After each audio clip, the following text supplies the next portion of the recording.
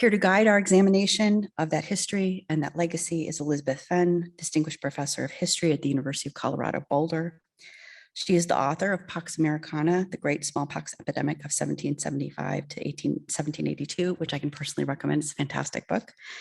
And the Pulitzer Prize-winning Encounters at the Heart of the World, A History of the Mandan People. And she is currently working on a biography of Sacagawea.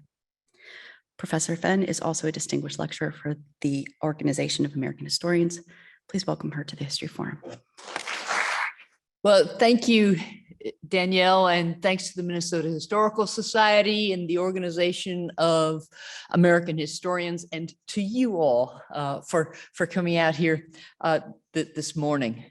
I want to begin by acknowledging that I come to you from the homelands of the Cheyenne, Arapaho, Ute, Comanche, Kiowa, Lakota, Pueblo, and Shoshone nations. So the events that I'm going to describe to you today took place from 1775 to 1782, almost exactly the years of the American Revolution. But instead of plunging right into those years, I want to start by fast forwarding a little bit.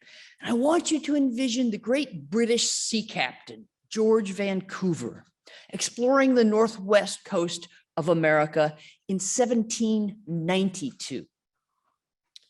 Vancouver Island obviously bears his name today. It's a name that surely supplanted Indigenous names for the same place. Needless to say, what Vancouver saw throughout this area disturbed him greatly. The land was abundant. It had a seemingly unlimited supply of salmon, fresh drinking water, but there were strikingly few people. Instead, Vancouver found deserted villages. The first, which he encountered just south of Vancouver Island, was, as he put it, overrun with weeds, amongst which were found several human skulls and other bones promiscuously scattered about. And members of his crew made similar observations. So all of the evidence Vancouver believed indicated, again in his words, that at no very remote period, this country had been far more populous than at present.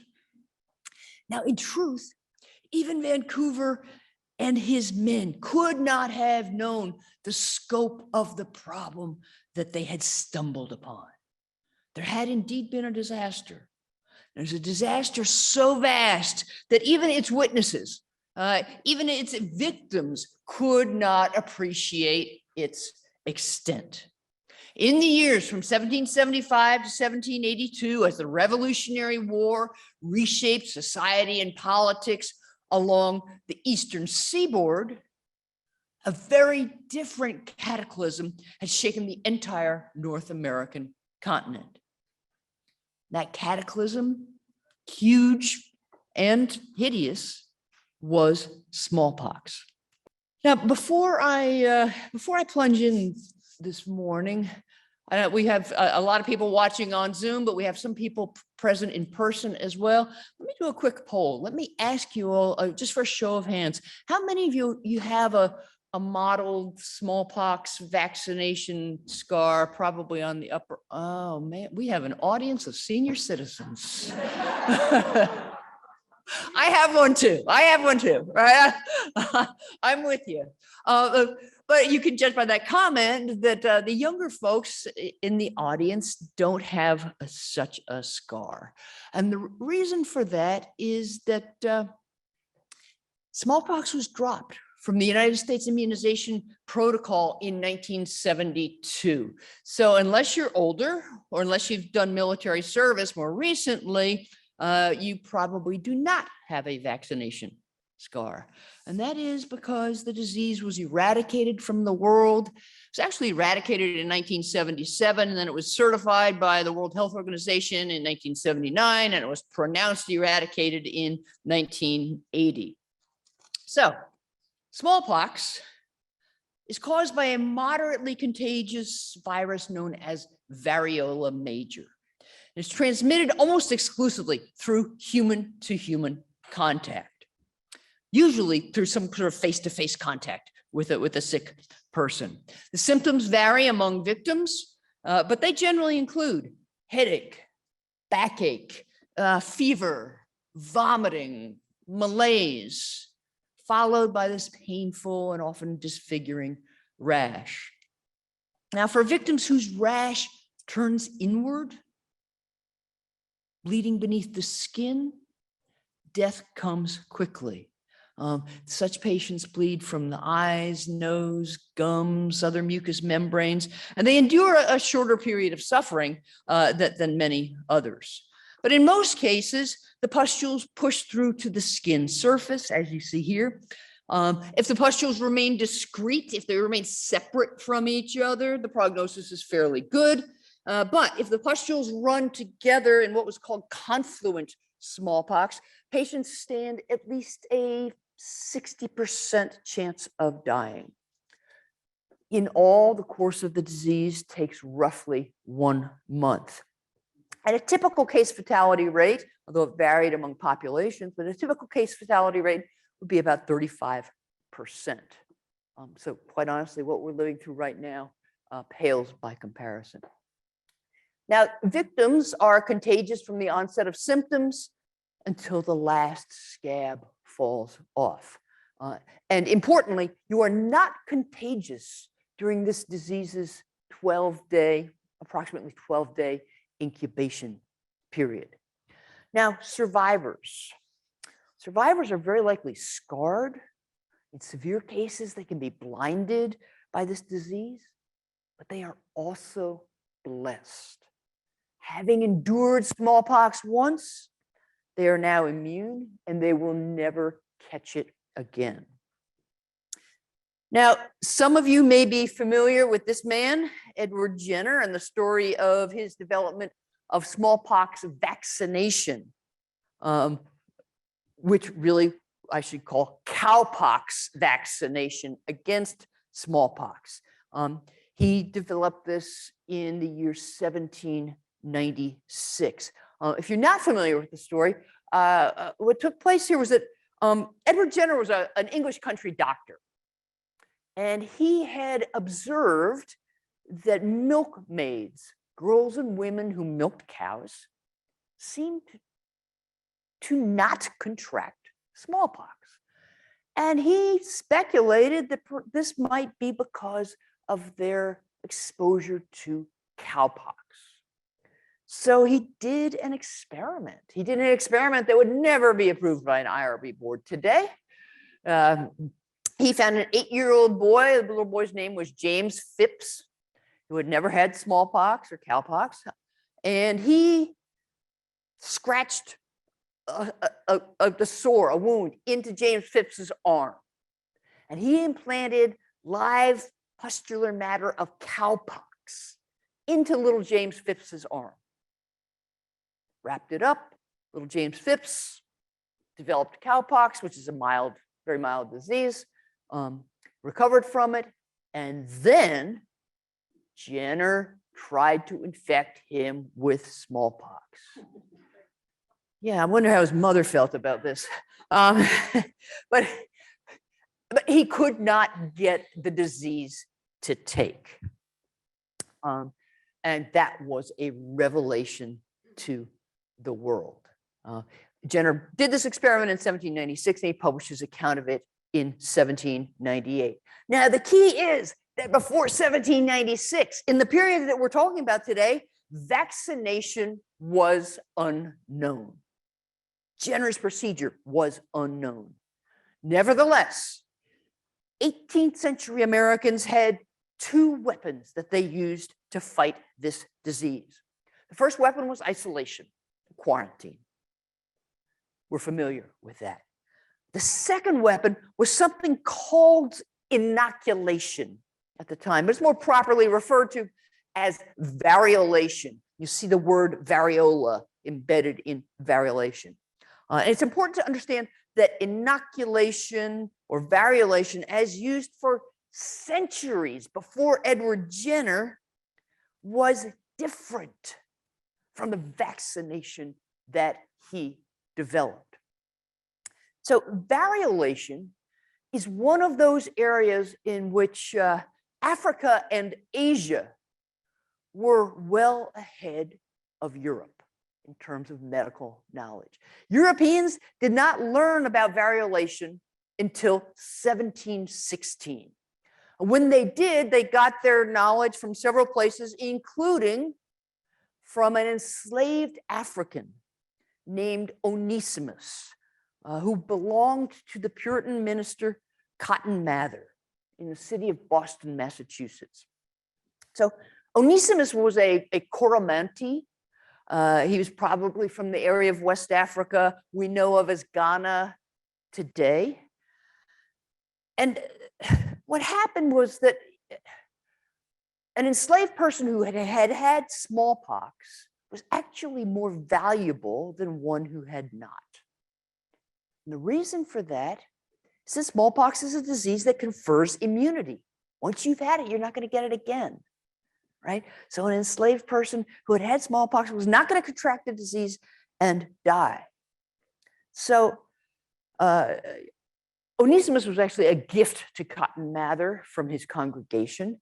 Having acquired this African, Mather approached Onesimus and he asked him, "Have you ever had smallpox?" And Onesimus looked at him and responded by saying, "Yes and no." And Mather writes this in his journal. And then Onesimus proceeded to explain to this Puritan minister a procedure that his father had put him through when he was a little boy.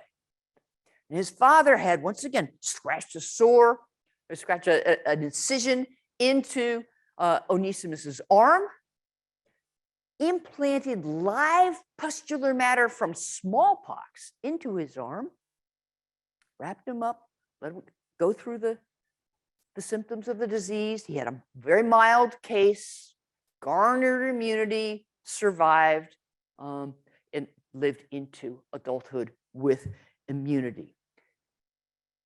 The key is that unlike vaccination, which, at least in its original form, used the cowpox virus to confer immunity to smallpox, inoculation or variolation involved the deliberate infection of a susceptible individual with variola virus, usually through an abrasion or incision in the hand or the arm.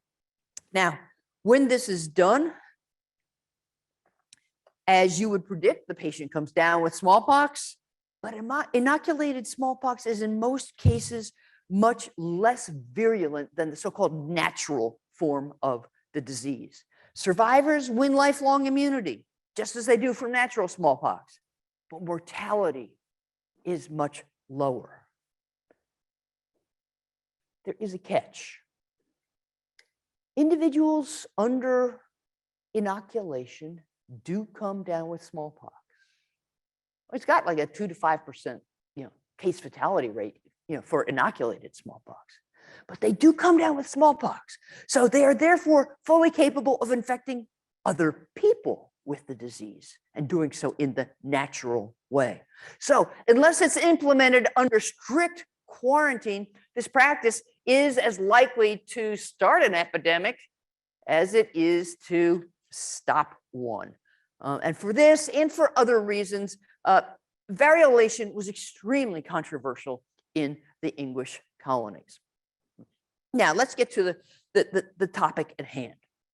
The first signs of an impending explosion of smallpox came in 1775 during the early conflicts of the American Revolution. In 3 different episodes: the Siege of Boston, the Siege of Quebec, and in the mobilization of Lord Dunmore's Ethiopian regiment in Virginia, smallpox reared its ugly head, establishing itself as a significant, if largely forgotten, player in the Revolutionary War. Now, I'm not going to have time to discuss the Ethiopian regiment here today. You can ask me about it in the Q&A if you want.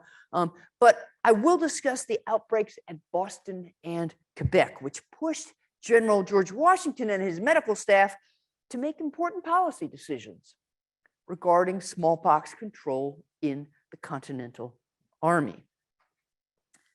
Now, it should come as no surprise that epidemic smallpox surfaced first in the revolutionary hotbed of Boston, Massachusetts. With each new British action, with each colonial response, the Stamp Act, just think about all the things you learned about in grade school. With each of these events and developments, meetings convened, crowds gathered, messengers raced back and forth between the colonies. Isolated incidents of smallpox had occurred in towns around Boston through much of 1774. But by January of 1775, the disease had taken hold in Boston itself. And then after Lexington and Concord, as the siege of Boston got underway, the British, the citizens of Boston, and the smallpox virus were all trapped in the city together. Now, if any of you are familiar with Boston geography, you'll note that today it looks nothing like what you see here. So let me just elaborate a bit. Let's see. Here you see the battles of Lexington and Concord represented. And here is the city of Boston right there, which sticks out into Boston Harbor like a little short-handled spoon, okay? This area here, the Back Bay area, has all been filled with landfill today. So in the aftermath of Lexington and Concord, this thing called the Siege of Boston began. And in the Siege of Boston, the British retreated into Boston proper, and American troops, mostly militia, and then eventually enlisted men, surrounded them on the shoreline of Boston Harbor in this siege of Boston. So the disease festered in Boston through the summer of 1775. George Washington was extremely anxious about the disease. He actually, one of the first orders he issued, set of orders he issued when he arrived at his headquarters in Cambridge, was that any soldier facing, as he put it, the least symptoms of smallpox faced immediate quarantine. And here, I think it's worth commenting a bit on George Washington's personal experience with this disease. In the year 1751, when George Washington was 19 years old, he sailed to the island of Barbados with his half-brother Lawrence. Ironically, the reason for their sojourn in Barbados was the hope that the climate there would alleviate Lawrence Washington's persistent cough and congested lungs, symptoms of the consumption or tuberculosis that would eventually kill Lawrence Washington. Ironically, after arriving in Barbados, it was George who fell sick. He fell sick with smallpox. He took to his bed for a month. He ceased writing in his journal. He was an assiduous diarist. He stopped writing completely, and obviously he survived. But the point I want you to consider is that this meant he had personal, hard experience with this disease. He knew what smallpox did. He knew how it could incapacitate his army. Now, needless to say, the American attempts at smallpox control were successful through the summer of 1775, but in November, the disease surged in the city of Boston. And then in the first week of December, 4 British deserters arrived at George Washington's headquarters with frightening news. They said that the British general in Boston had deliberately infected several people and sent them out of the city to the American lines with a design to spread the smallpox among the troops. So Washington hears this. At first, he cannot believe it. But then when smallpox broke out among some of the refugees that General William Howe allowed to leave Boston, Washington revised his skepticism, and the Americans redoubled their efforts at smallpox control. And it's worth elaborating here on something that I call differential immunity. So in the big cities of Europe at this time, smallpox was an endemic disease. An endemic disease is a disease that is constantly present, circulating sort of in background. What this meant was that if you were born or if you grew up in one of the major cities of Europe, it was quite likely you would be exposed to smallpox as a child.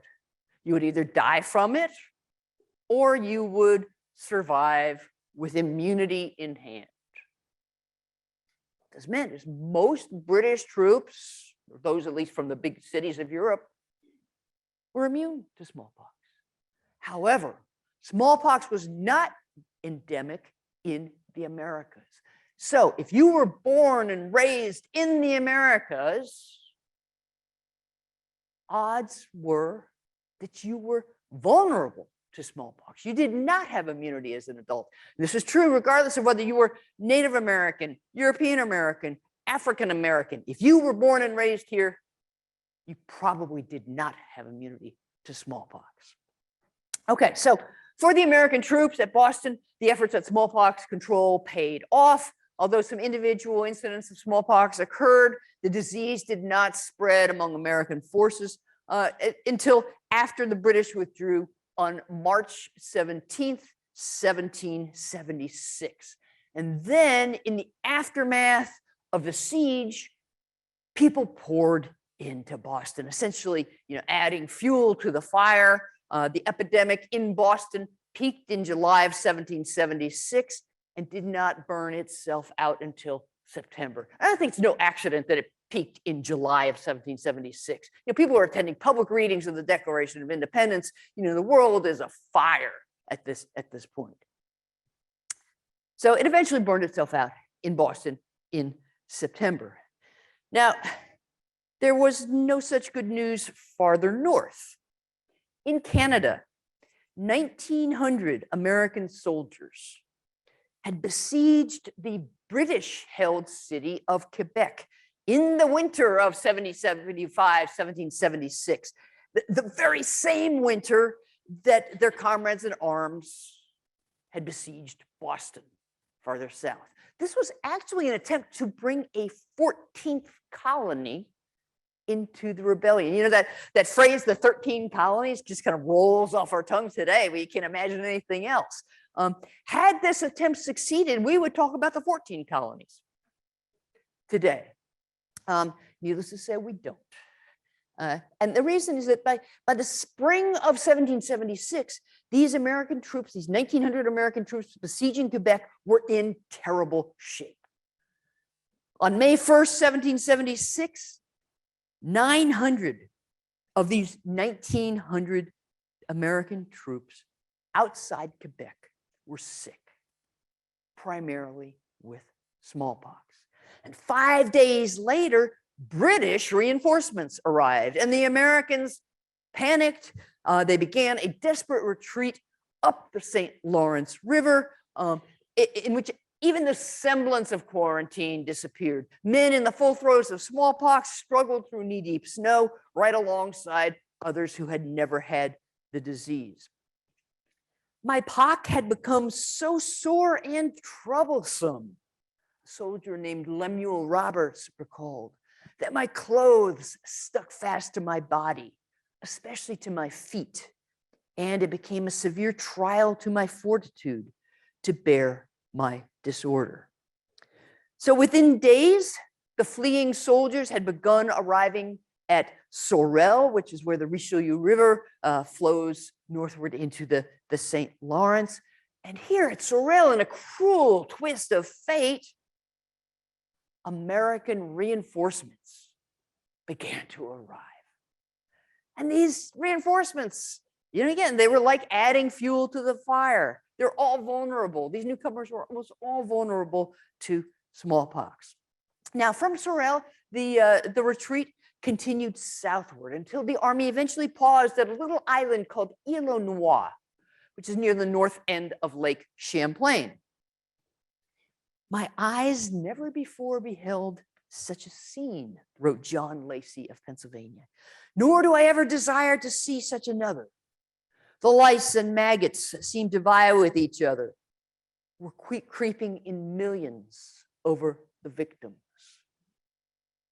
So it took until September of 1776 for this Northern Army to cleanse itself of smallpox.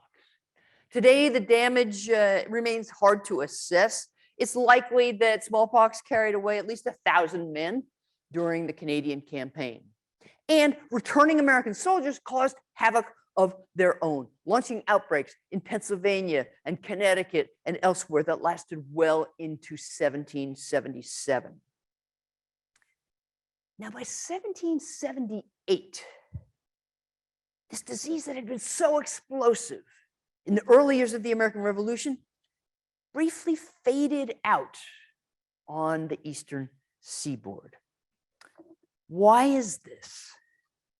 Well, in part, the momentary pause in smallpox was due to General Washington's decision to inoculate or variolate the Continental Army. And that decision reflected Washington's recognition that the revolution had brought about new circumstances in which people and contagious disease, as well as ideas about liberty, circulated rapidly. In addition, Washington was concerned that his men might become the targets of British biological warfare. And his fears may well have been justified. He'd already heard those rumors of attempts to infect his army at Boston in 1775 and 1776. And then in 1777, a strange little book entitled Military Collections and Remarks was published in New York. It was written by a British officer named Robert Donkin. And bear in mind that New York City, was the British headquarters during the war. And in a telling footnote in this book, Major Donkin actually proposed biological warfare. And the text read as follows. You can read along on the screen. Dip arrows in matter of smallpox and twang them at the American rebels in order to inoculate them, which is to infect them.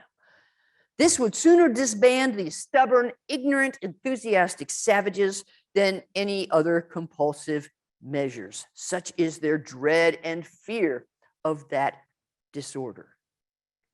Now, what's really interesting is what comes next.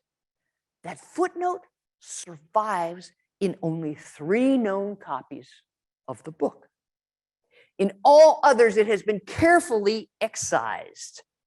When and by whom, we do not know. I would propose, however, that the fact that only 3 copies escaped this excision suggests that it was done soon after publication, perhaps even at the request of British High Command. So if you're looking at this image on the slide, it looks like somebody took black magic marker to the footnote. That's actually not the case. I had this photographed at the Clements Library at the University of Michigan. And I asked them to put a piece of black paper behind the excised footnote, which is why it appears as it does. But what you're seeing is the excised portion of the footnote.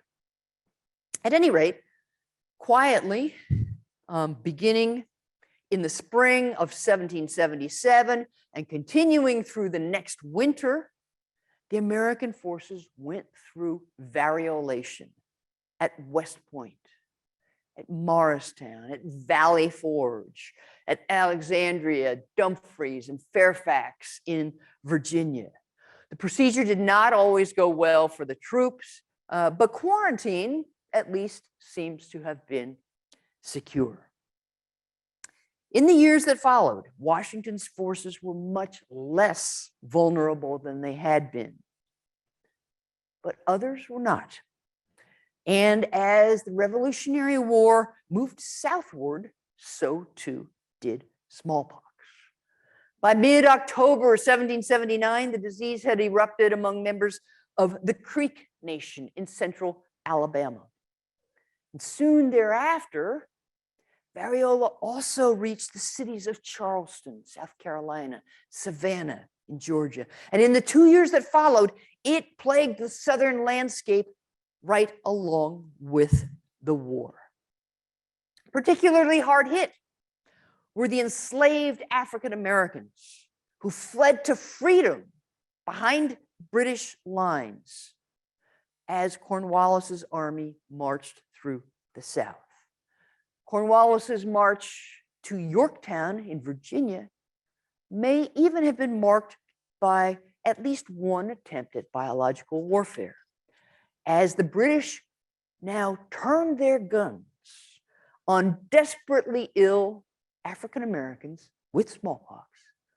These are African Americans to whom the British had promised freedom, and now instead appear to have used them to spread smallpox behind American lines. Obviously, these events were tragic. They nevertheless paled by a comparison to smallpox's ravages elsewhere on the continent at the same time. In 1779, the variola virus moved westward with a vengeance, finally now finding its way into the vast susceptible populations it needed in order to truly thrive. In the West, trade, the Spanish mission system, and once again, warfare joined together in transmitting the pestilence. So in August 1779, after an 18-year hiatus, smallpox struck Mexico City. And it moved quickly. It actually achieved official epidemic status in September of 1779. And by December 27th, the disease had afflicted more than 44,000 people in the city. By the time it was over, early in 1780, 18,000 people had died in Mexico City alone. Now, even as it waned in the administrative hub of Mexico City, the pox began a devastating migration through other parts of Spain's American empire. You know, Mexico City had such a huge population that it spread almost by centrifugal force. Moving southward, the epidemic eventually extended well into the South American continent. That's another book that remains to be written. Moving northward, it killed 10,000 people in the city of Guanajuato. And we can follow its route, its transit through the burial records kept by missionaries for the Catholic Church, which show a dramatic spike upwards as smallpox strikes. Sometimes it's labeled, sometimes it's not. Along the west coast of Baja and of Mexico, I should say, and then on the Baja Peninsula, the pox traveled northward with the settlers who would ultimately found Los Angeles. It's marked as San Gabriel on the map. Actually, it's not, it doesn't appear on this map, I'm sorry. But the pox traveled northward with the settlers who would eventually found the settlement of Los Angeles, California. These settlers crossed the Gulf of California. They landed at Laredo on the east coast of Baja. And despite carrying the smallpox, I'll read you the quote, they went into the town and immediately it spread like lightning. According to a Spanish missionary, the epidemic wreaked havoc, almost unbelievable havoc, among the native peoples of Baja. Some threw themselves into the sea, others scorched themselves with firebrands, and the poor little children, abandoned beside the dead, died without help. Now, the epidemic spread elsewhere from Mexico City as well, following the great Royal Road, the Camino Real, northward. By October 1780, it had reached San Antonio in south central Texas. And within the next 2 months, it also arrived at Santa Fe, New Mexico, and began to spread among the Pueblo peoples there. And as you can see from this graph, the month of February 1781 was marked by terrible mortality in New Mexico. In that single month, the burials at 14 New Mexico missions totaled more than 1,000. That's up 55 times from an average of 19 per month in the previous few years. The smallpox epidemic killed more than 5,000 indigenous residents of Spanish missions in New Mexico. And that number would be much larger if we had data for indigenous peoples who did not reside at Spanish missions.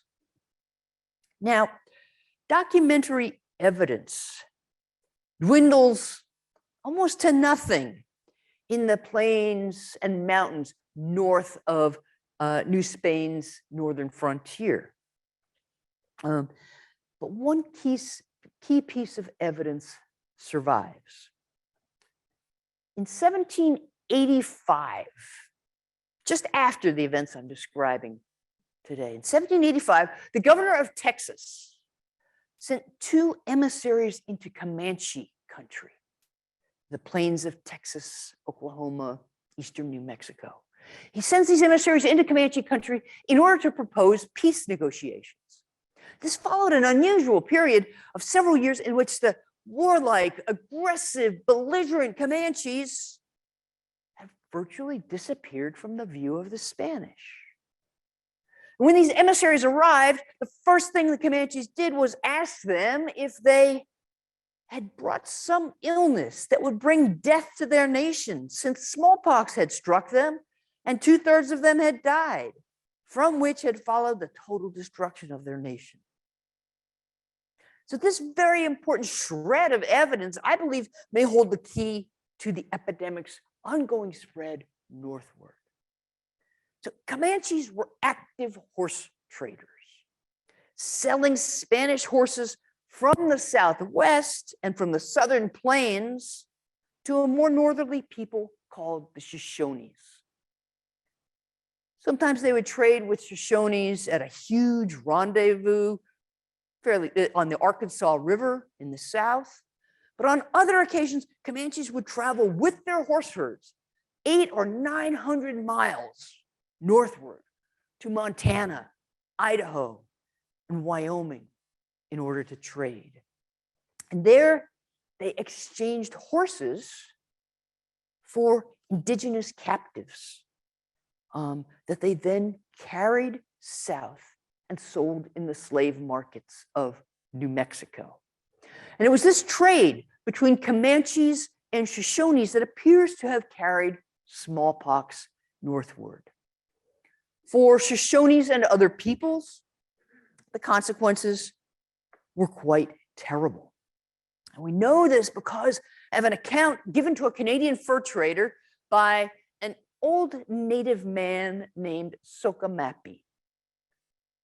Socamapi described how in the summer of 1781, the Blackfeet had raided a Shoshone village. This is probably in Montana, southern Alberta, Saskatchewan. The warriors had slashed through their enemies' tents. And then Socamapi said, "Our war whoop instantly stopped. Our eyes were appalled with terror. There was no one to fight with but the dead and the dying, each a mass of corruption." So they took no scalps, but they plundered the Shoshone village and they returned home. Soon thereafter, smallpox broke out among the Blackfoot people. And before long, the disease appeared among the Western Cree and Assiniboine people with whom Blackfoot traded. And on October 22nd, 17 1781, the first person turned up with smallpox at a Hudson's Bay Company post on the North Saskatchewan River called Hudson House, right there. And in the days that followed, reports of death and disease poured into this trading post. Now, what I ask you to keep in mind is that this is October of 1781. This is the time of Yorktown. This is at the very same time that smallpox is wreaking havoc among thousands of African Americans who have sought freedom behind British lines. Remember, the British surrender is on October 19th, 1781. At any rate, by early December of 1781, the pox reached Cumberland House, more than 120 miles downstream. And by June 1782, it had afflicted Crees and other peoples trading at York Factory, 400 miles to the northeast on the shores of Hudson Bay.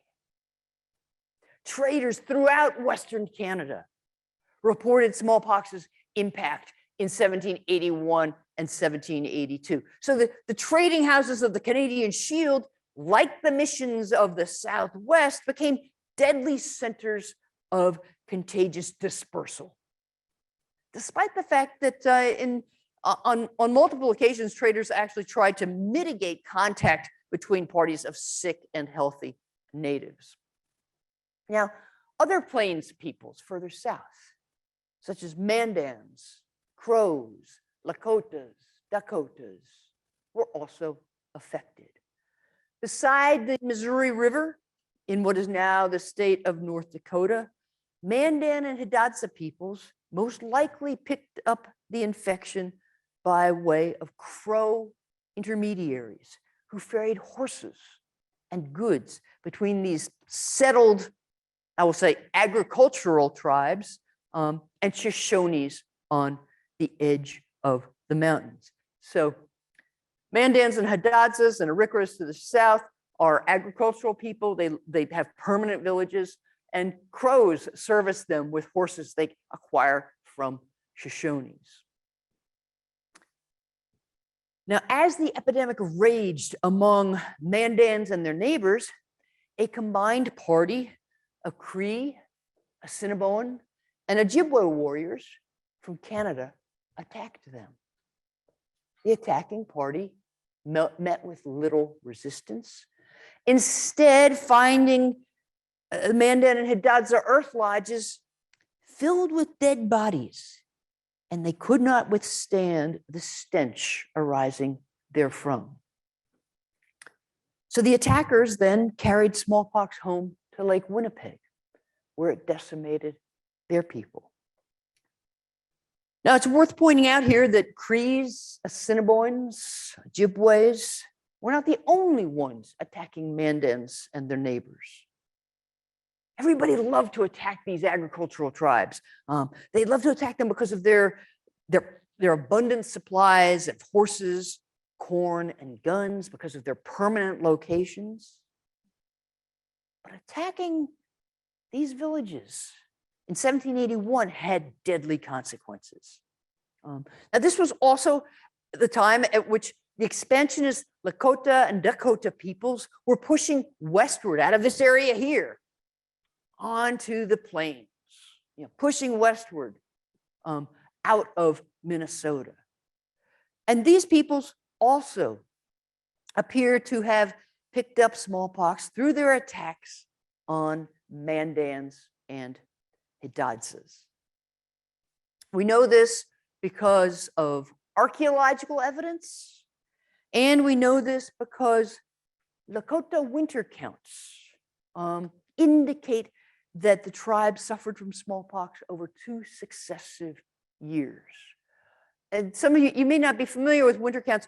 Winter counts were essentially Indigenous historical documents where a Lakota, in this case, historian, would record the passage of each winter with a pictograph marking a significant historical event.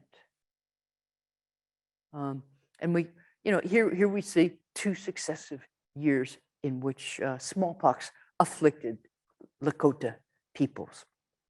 Now, recorded eyewitness accounts of this pestilence run out, they expire, they end at Hudson Bay and the northern plains. But the epidemic did not.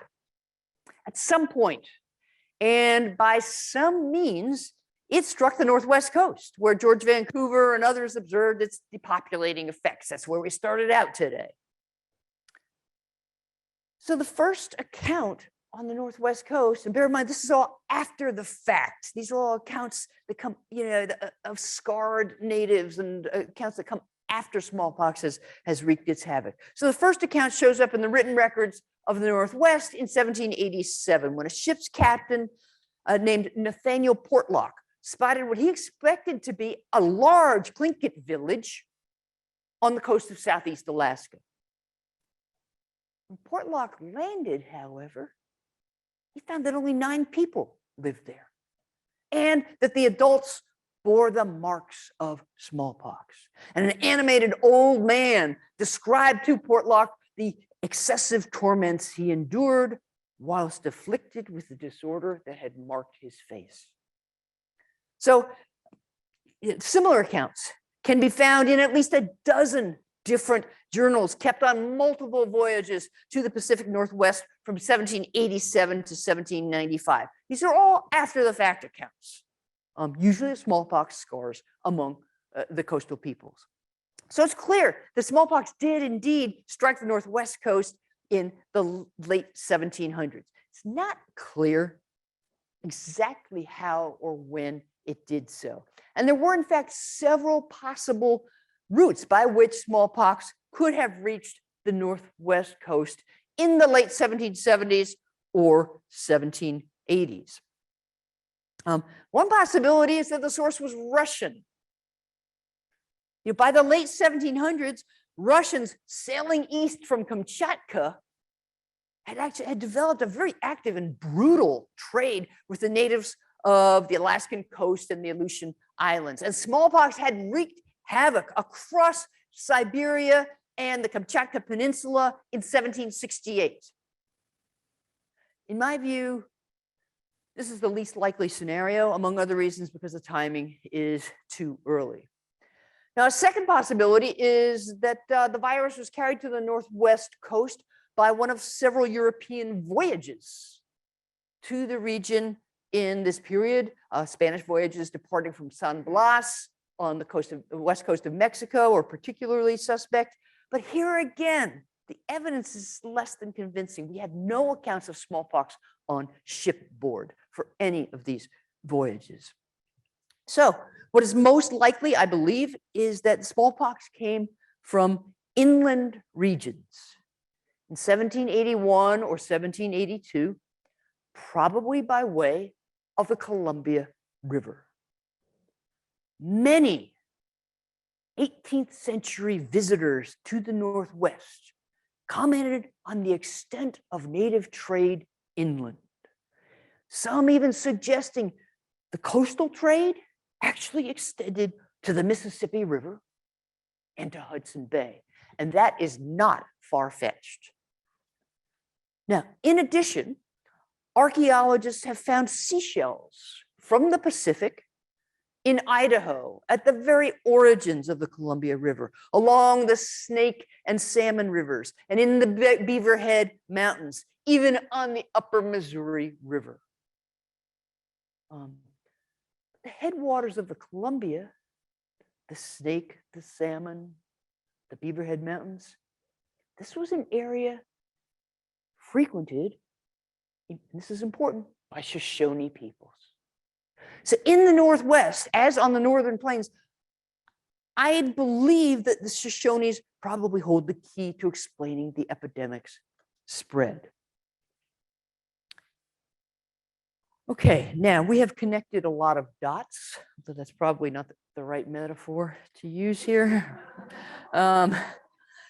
Why does this matter? What was the impact of this great wave of pestilence? The impact was as varied as the regions and peoples that smallpox struck. In the East, smallpox was one of several things that combined to dash the dreams and aspirations of freedom-loving African Americans during the Revolutionary War. At the same time, I believe that smallpox control was an essential component of the American victory in the Revolution. If Washington had not decided to variolate his troops, that terrible Canadian campaign might have repeated itself over and over again. Although odds are that his army would have garnered immunity incrementally, but it would have been a slower process. In the Southwest, at the most visible level, the impact was twofold, and this is without examining the cultural implications and so on. First of all, the disease weakened the Comanches enough that they established peace with the Spaniards. And they actually formed an alliance with the Spaniards against their mutual Apache enemies. In addition, the precipitous population decline forced Spanish officials in New Mexico to contract the mission system on the northern frontier. Many missions were eliminated entirely.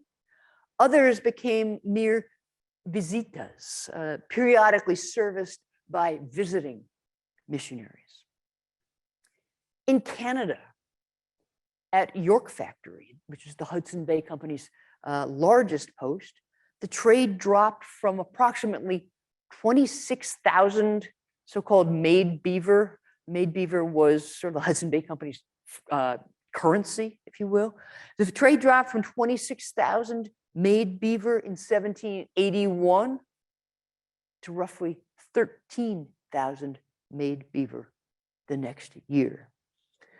And such statistics indicate that the effects of this epidemic were not just cultural, demographic, and economic, they were ecological as well. Even as the pestilence wreaked havoc among native peoples, it gave rapidly declining beaver populations a momentary reprieve.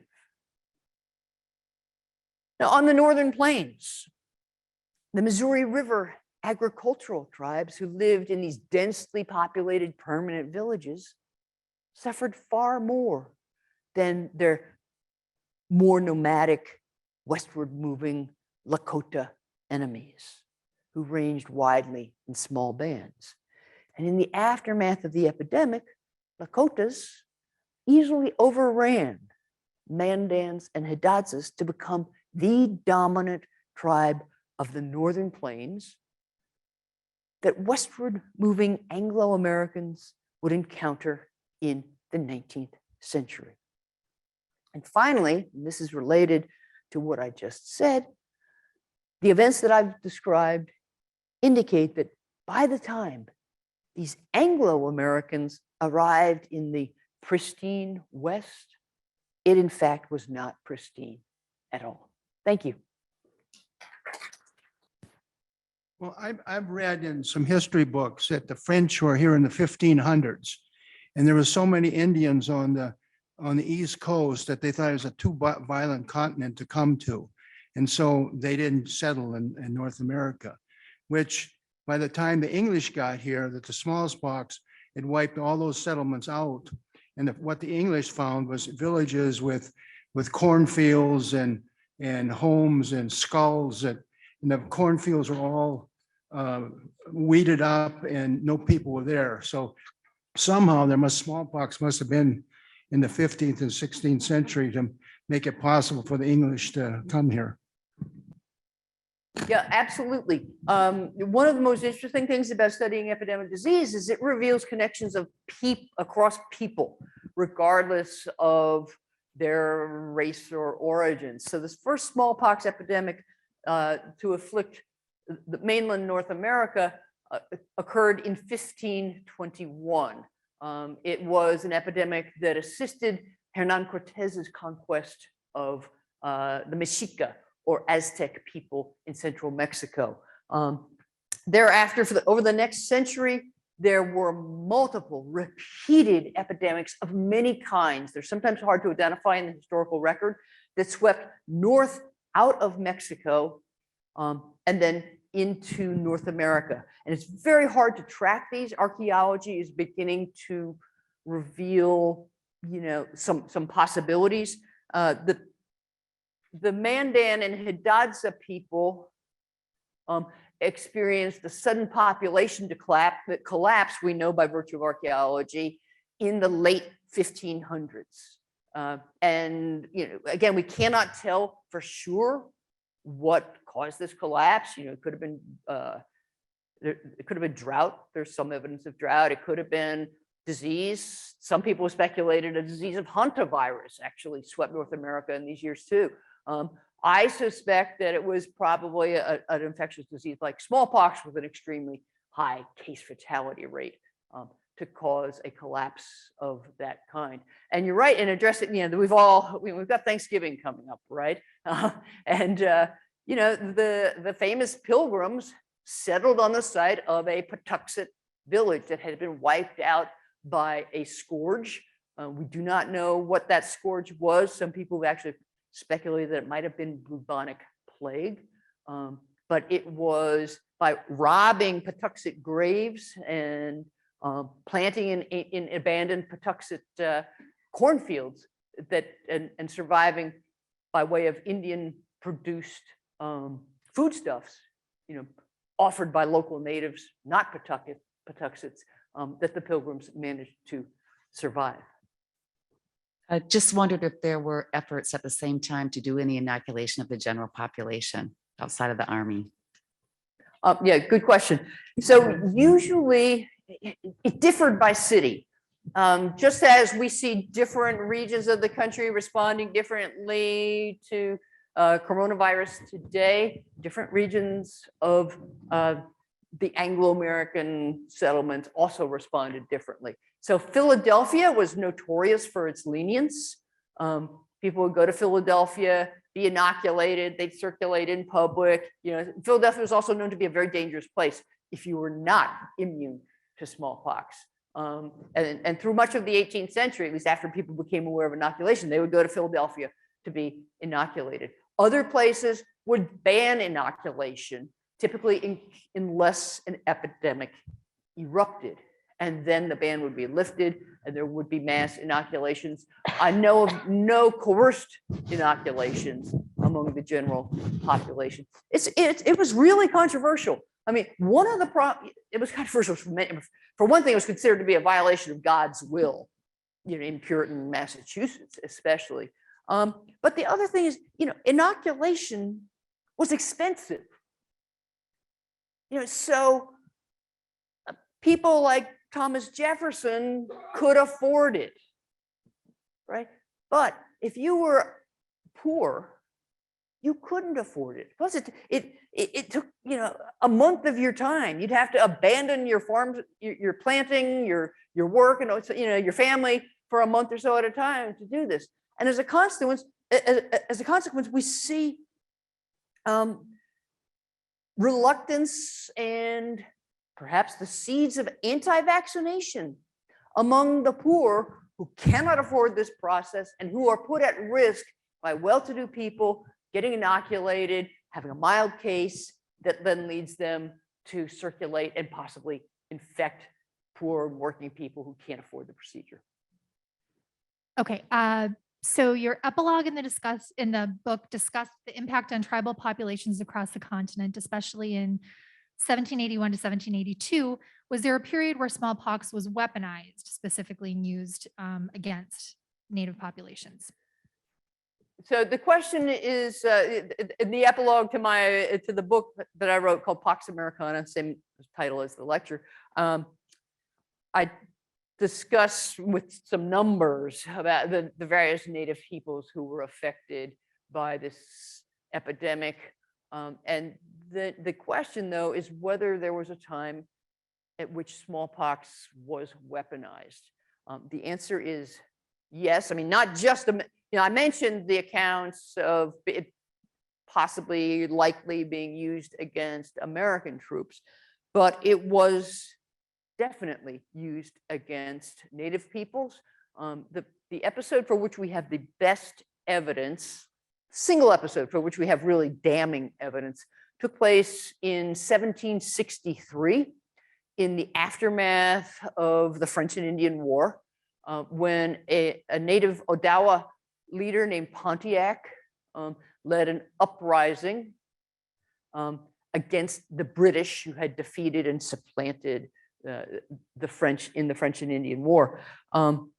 And at Fort Pitt, Pittsburgh today, the smallpox had already actually broken out at Fort Pitt. There was a smallpox hospital within the fort, and some local Delaware peoples came to negotiate with the British at Fort Pitt. And as Native peoples often do in negotiations, it's expected that there will be an exchange of presents. People exchange presents as emblems of their goodwill. So at the end of these negotiations, the visiting Native peoples asked the British for some presents, and the British gave them 2 blankets and a handkerchief taken from the smallpox hospital. A fur trader, a man named William Trent, who was present on the scene, actually wrote in his diary, he said, "We hope it will have the desired effect." So yes, it was weaponized. We have many other indigenous accounts, often through oral traditions, saying that smallpox was given to them deliberately. In most of those cases, no one has yet uncovered corroborating evidence, written evidence on the part of European Americans. I don't want to dismiss the likelihood that it happened on that basis.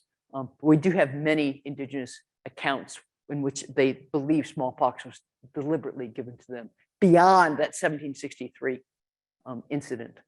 Well, didn't Anglo and European people often burn bedclothes and Yes. and things after smallpox? So they had some understanding Yeah, that those items were contagious. absolutely. Germ theory emerges in the 1870s, right? A century after these events. But people understood smallpox and its contagious qualities probably better than they did for any other infectious disease. In fact, people intuited contagion for millennia. I mean, you can find references to quarantine in the Bible. But people understood smallpox. They understood inoculation confers the infection.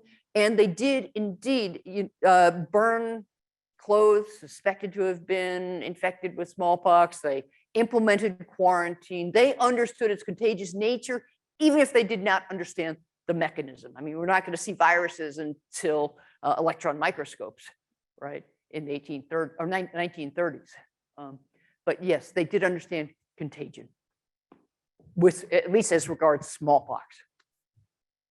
Another question online, that the person thinks that John Adams had his family inoculated. Did other founding fathers do this? Yes, John Adams was inoculated himself later on, actually during this, or just after the siege of Boston. Abigail was inoculated and their children were inoculated. One of the daughters had a rough time of it during her inoculation, but everybody survived. Adams's account of inoculation is quite wonderful. He describes one of the reasons that inoculation was so expensive was that you were expected to go through this preliminary preparatory process that involved ingesting massive amounts of foods colored white and also mercury. So, and John Adams's account is just wonderful. I mean, he's such a good writer. Yeah, and he describes eating these foods, the mercury causing him to salivate, so he's just drooling, and he ingests so much mercury that his teeth become loose in his mouth. Yeah, and the question, did other founders do the same with their families? Yes, they did. George Washington considered sending Martha to be inoculated. I cannot remember if they actually followed through on that. I don't want to tell you wrong. Thomas Jefferson actually had some of his slaves inoculated. So the answer is absolutely yes. These are the most well-to-do people in British North America. Yeah, they could afford it, and they were attuned to the writings and to the science behind it. However misunderstood that science was. A comment rather than a question. In going through the Indian Claims Commission records years ago, I discovered that when they were valuing for Indian tribes settlements, they would include the value of smallpox-laden blankets. They would actually have a positive value Wow, when that is when they're discounting some of the money that they would otherwise pay to the tribes. that is fascinating. I would love to see those records. That's really interesting. We had another question online asking if you had any thoughts on recent articles in journalism holding up George Washington's vaccination campaign, and as a kind of example for successful vaccination campaigns in the past, and if using examples like that from such different time is a misuse of scholarship like yours, or if it's a useful comparison. I mean, it's always just the same except different, right? So, and I believe history has valuable lessons to teach us. The fact is that George Washington's immunization of the Continental Army worked. It prevented his troops from future massive outbreaks of smallpox. Now, there are lots of people who were exempted, or that's not the right word to use in this context, but like militiamen, who were kind of local volunteers who just show up and fight. They were not inoculated under Washington's inoculation orders, so they could still contract smallpox. But for the most part, it worked. And I think that's an important lesson to draw from the country's, however flawed, founding, that does have some bearing on what we are living through today. Many of us here in this audience participated in helping to eradicate smallpox. Yay. The question is, does it lurk in certain portions of the world today? And is there a possibility of breakout? Does what work today? The smallpox, does Eradicate? it lurk? Oh, does it lurk? Oh, okay. Got it. Thank you. So the question is, does smallpox lurk somewhere in the world today, and are we at risk? Because, well, all of us old folks here have been vaccinated. Oh, but that vaccination wears off after 7 to 10 years, so don't count yourself too lucky. So are we at risk of another outbreak today? And that's a question I can't answer. There was a lot of speculation about this in the aftermath of 9/11, especially as former Soviet bioweapons engineers fled to the West, bringing with them stories of having done things like there's one gentleman who said that he had spliced Ebola and smallpox, which obviously is a pretty heinous thing to even to consider.